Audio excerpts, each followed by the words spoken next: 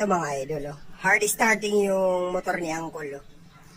Maski papalitan niya ng spark plug, di na muna papalitan ng spark plug. Panoorin natin kung anong gagawin niya. Ay, niluwagan. Okay. O, tinatanggalin niya yung spark plug niya ngayon. Okay, tinanggal na niya. Tapos, ano kaya ang gagawin niya? Okay, lilinisin niya. O, kaya pala, puro pala kalawang yung nasa loob. Linisis gasolina. Ayun, no? Tingnan natin kung magiging smooth na tong motor niya. Dami pala, nalilinis pala yung loob niyan. Dami palang dumi.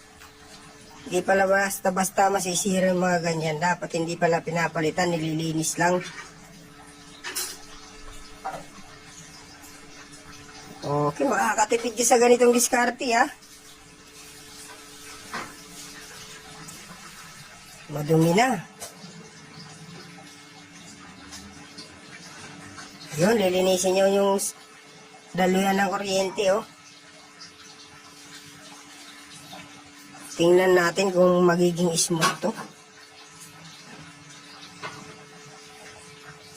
Yun, oh, babalik na niya.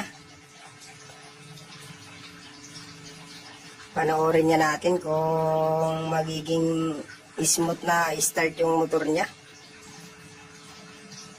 Nalinis na niya, eh. Okay. Tingnan natin.